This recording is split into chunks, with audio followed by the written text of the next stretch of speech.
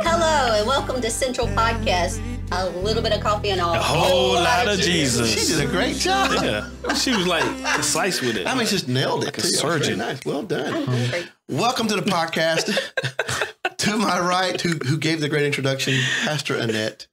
Further over, Pastor Chester, and to my left, Pastor David, and I am Pastor Mike. We're all pastors. Aren't we happy to? And he's sitting on your left side. Hey, sometimes it's good to be pastors, and sometimes it's not so good to be pastors. But we are so excited today because we've been coming to you now. We've been this for quite a few weeks. How many weeks do you have any idea how many episodes we have done of A Little Coffee? This will be number 28. 28 episodes? So much longer. Oh, no. It seems way more than that. I think it's 28 weeks. 28 weeks is That's a long time. Is it really? Well, see, it seems like that. That's Seems not like even a pregnancy. It feels like we've done a lot more than that. I could be wrong, but I'm pretty sure. I'm hoping it's like 50 or 60 is what I'm That's hoping. roughly what, about 6, 7 I think it's months? 28. 7 months? Is that what it is? About 7 Man, months. well, I'm impressed. 28 weeks is a long time. Is it really? Yeah, add it up. Yeah. What I is feel a little that, salty second from crossing. What's that, second We almost having a baby. Almost. We almost it's there. 40 weeks for a baby. I know. You did. Hold on. Yeah, 28. it's 40. 28. You Yeah, know. ten Well, we had months. 7 months, though. So how are we at 7 months if you only have 28 episodes? No, hold on. You know what, guys? Let's refocus. You know what? We'll tackle this issue in the next episode of Little Coffee. 28 divided by 4. I don't know, man. I'm so tired. I don't even get It's 7. Yeah. 7 times 4, 28. Yeah. That's right. You're right. Yeah. You could be on the money. Right. Yeah. I have got, we are pastors, not mathematicians. That's for sure. Yeah. So since we've solved this major riddle we had, and I want to say that Numbers. I want to say we've had a good time. I hope you guys have had a good time watching and listening. So today we want to dive back into a topic. I think we touched on it on our last episode. I don't recall exactly, but we were talking about the episode we did after revival, first on revival. Gates of And hell. so here we are talking about the gates of hell. What a topic, right? I mean, Yeah, everyone's really enthused about that one. the gates of hell.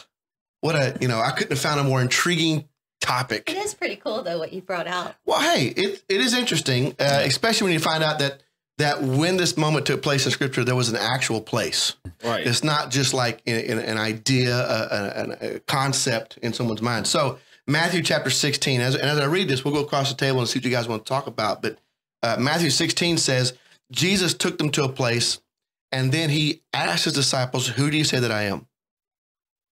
Now, there's a moment to respond, and Simon Peter's the one who comes to. He says, "You are the Christ, the Son of the living God. You are the Christ, the Son of the living God." The response that Jesus has is phenomenal. He says, "You are blessed because flesh and blood couldn't tell you this, but my Father told you this." And then he says, "You are Peter. You're now going to be called Peter," which means rock or piece of the rock, Petros, not Petra, but Petros. And he said, "Upon this rock, I'll build my church." Let's start right there. Stop for a second right there. I think it's important to recognize that Peter's role in this was, number one, he caught the revelation. And what Jesus is saying is, "I'm not building my church on you, Peter, but on revelation that you now understand." So when I saw that his name, Peter, means rock, but not the rock, but a piece of the rock, it kind of brought a lot more understanding to me about who this rock person is, and that the rock, that the gates of hell will not prevail against it. He said, "Upon this rock, I will build my church." That rock, Petra, meaning the rock, the massive rock. So being a piece of the rock, to me, is a huge part of the puzzle. Not the rock, but a piece. So the church is built on revelation of who Christ is. In your life and how you think about this, meaning we're a part of something bigger than ourselves. Yeah. How does that, when you hear that, because I've heard people preach before, church is built on this man. And I can't position that. If Jesus wouldn't do that to him like that. Everything rests on He what knew all of his flaws Right. before he said that. I look at it like I was talking to someone. They were trying to find out why I believe. And it's then when I really thought about it, I started talking, but I was like, it's really hard to explain it. But it's not hard because this is how I explained it. Just like you said, the piece of the rock, the revelation. Yeah. Once you realize stuff, because God is always trying to show you stuff, you just if you recognize it or not. But once you recognize it, nobody can take it. Now, Jesus has said, hey, this is who I am. This is exactly what it is. But it was a revelation that no man can't take that from him. Mm-hmm. So another person can't come and say, hey, Jesus is this. Then like, oh, that's what he is.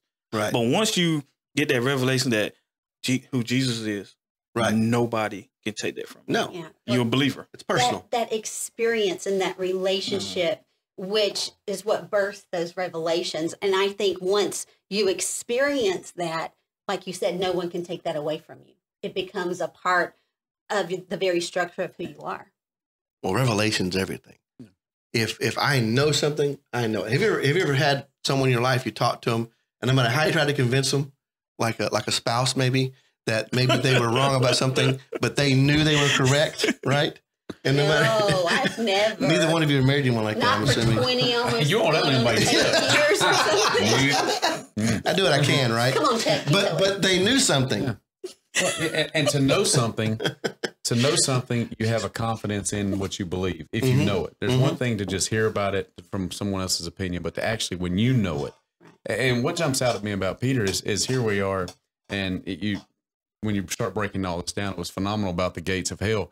When you see that here he was, Jesus teaching his disciples, they're standing in front of all this crazy sinful stuff that was going on behind them. You had all the bestiality. You had the sacrifices that were happening. You had the worship of false gods. You had all of these things that were taking place. The slaughtering of young children. You had all of this taking place, and then for him to make the statement that I know who you are, and as Peter did, I think to be able to stand in the face of all the adversity that we face, each and every one of us today, when we can look at what's all in the backdrop, but when you know with a surety that my Jesus has my back, he is going to protect me. He's going to walk me through this. He has the ability to get me, even though it looks horrible. I mean, Peter's sitting there looking at all this craziness that's going on, but now he can say, but I know who you are in spite of everything that's around me. And what a confidence that gives you. That changes everything about your life. Yeah. Once you have that knowledge. So when Jesus said this, he's standing in front of a particular place called the gates of hell. I love the part of the sermon whenever you talked about how you recognize if you're dealing with gates of hell issues.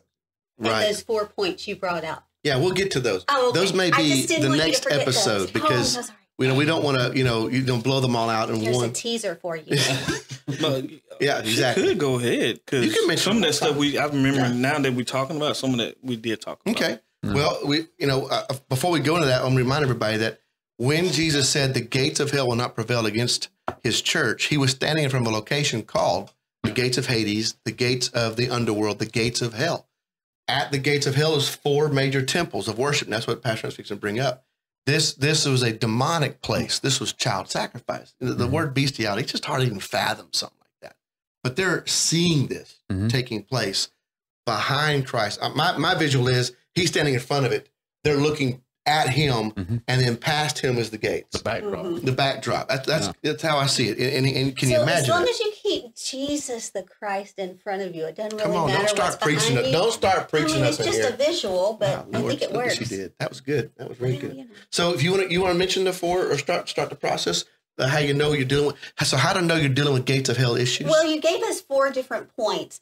You started off with the temple of Augustus that was there. And in today's terminology, it represents the worship of government. Worship of government. Like expecting someone else to provide for you, make you safe, provide your future, all those kind of things. Whenever you realize that that's your line of thinking, then you're falling into that trap of worshiping at the temple of Augustus. Right. Because who is our provider? The Lord. The Lord. So this temple of Augustus sat right over the main, the cave, the gate of hell itself. And it was the worship of Caesar, of Augustus. And so that's what the Lord showed me. He said too many of us live, and right now, especially I think in society, we are worshiping government. What is worship? Time is worship. How much time do we spend on politics? Everything, every part of our What day. do you listen to more of? Do you listen to more of the Word of God, or do you listen to more of the news, or the crazy theories, or the reports? I mean, it is. It's like you said, you're gonna be filled with something. Yeah. You're filled with something. Another sermon there. Well, that worship of government, I think we are inundated now with it. Government should be able to do its job in protecting its people but not always being in its people's face. Government's And supposed now to we're serve living in a us. world where it's always in our face. Right. And America was set up where it's supposed to serve us. Now, that's not like that around the rest of the world. No. The government controls everything you do in many, many, many, many nations. But here, so one way to recognize you're dealing with gates of hell activity is, are you in an atmosphere of worship of government? That's the first thing to recognize. What was the second? Yeah, and you wouldn't think of worship as of going, oh, government, you're wonderful. But worship is, like Pastor Michael said, where you're spending your time or what's influencing your life. I think what influences your life reveals who and what you really worship. Oh, I think you make a great point there, because how many times we want to argue with people about a political problem instead of loving on people through the kingdom of God. Exactly. I've witnessed a church, not I'm saying our church, but this church, the church is divided on political lines, Right. and not finding love for one another, because the moment you mention a certain political name, So not as an argument, that's worship. Yeah. Who are you going to fight for? Is it Donald Trump, Joe Biden? Is it Republican, Democrat? Why are we fighting for those things? What's interesting is a lot of times you'll find people that'll be willing to fight or defend their belief in the governmental system quicker than they will their God, quicker than they will Jesus. And that's the whole thing right there. Yes. You That's a nailed great it. example. I'll be quiet about my beliefs in Jesus, but now you've That's crossed the line. personal. Yeah, it's personal. That's a my private that's my matter. personal thing. I don't want to get too deep into my issues about, but that's exactly what it is. And so that's how you know you've crossed the line into worship. The word, we'll get to this in a minute. I'm kind of rushing ahead of it, but kind of like to hang out here for a second. Yeah. But what was your thought? You had something you fixed to say? Oh, I wasn't, but but just the whole thing of just letting things change your whole mood, or you getting highly upset about something, or a stance that you have and stuff like that, it's no peace in it. None. So I can disagree with Pastor David, but I ain't gonna get mad at him. Right. Why can't we get that? Let you know that you're not in the will of God, that you that angry, that you won't talk to this person. You'll drop them off your Facebook thing, your friends, But when you think about cancel them, different things like that, or I leave the church and stuff like that. Over some things is what you think the pastor is thinking, or think this other pastor is thinking, or think what this other church member is thinking. Well, I think you make a great point, because thoughts are revealed by words, right? So what happens is we have created buzzwords that are political words. All right. They may just be normal conversation words, but all of a sudden you say a particular phrase. Now you got people going, they got to be of that. And now you have a division issue, because why? We've literally allowed government and politics to tell us how to talk. And if we talk a certain way, then others have to be angry at you. It is downright frightening how we have managed to find a way to control speech in this country. It's supposed to be a place of freedom of speech, but we have found a way to control it. It's to the point. It's kind of funny because now people are pretending a lot. I really want to hear what you think. Right. You know what I'm saying? Yeah. But now like, they say all the right words right away, because they don't want to ever have to worry about it. I don't know who's who. You don't like me, you don't like me. Yeah. What's the truth? Right. Well, because we can't. If anyone speaks truth, then all of a sudden they're labeled as something. Well, not just if they say their opinion. Yeah. Right. I want to know people's opinions. Yeah. And then I'm like, okay, that's what that person thinks. Well, now I don't know. I think that's the way that you grow, is you listen to each other. And when communication gets stifled to the point where you can't actually have an intelligent conversation because you're scared that your opinion may trigger something horrible, then now the whole form of communication where we feed off each other, we build each other, all that now is diminished. Now, our conversation now, it's very pointless. It's pointless. There ain't nothing to it. Well, you can tell how bad it is whenever you sit down with someone to talk and you're having conversation and you're trying to feel your way through a conversation with somebody. And then finally you're starting to feel more comfortable, and then they lean in and say, okay, now, I want to say something, but I don't want it to offend. And now you know that you're getting, because we're afraid to say, I think this. Yeah. I feel like this. Yeah. But no, we're having to feel our way. You ever have those conversations? I always try to say, absolutely. Please hear my heart when I say this. I don't want it to be offensive. I feel like it's something we need to address. Please, you know my heart, by who I am and what I do. I'm going to tell you, my conversations I've been having with people, when we had these conversations, if they Democrat, right, they'll think I'm Republican. If I talk to a Republican, they'll think I'm Democrat.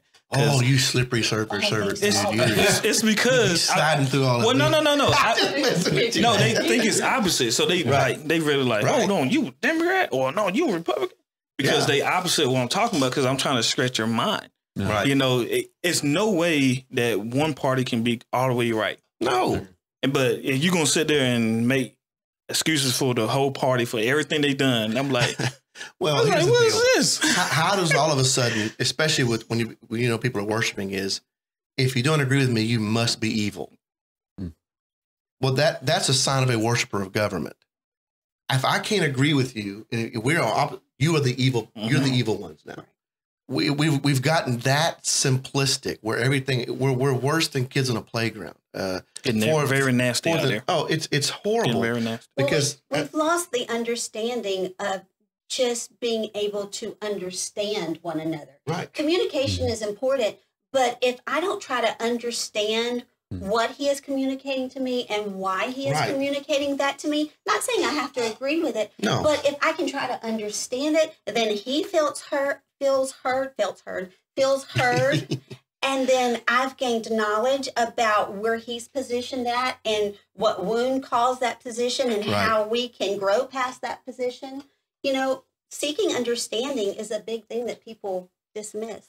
I think it's a powerful way to close out this podcast, because whenever you talk to people, seek to understand. You don't have to agree. Not to respond. No. Not respond, but understand. Yep. That's exactly right. And we've lost that gifting, especially if you're caught up worshiping government.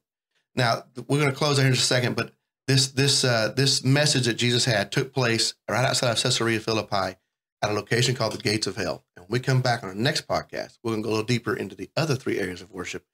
This is going to get a little bit interesting. We love you guys. God bless. We'll see you soon. Take care.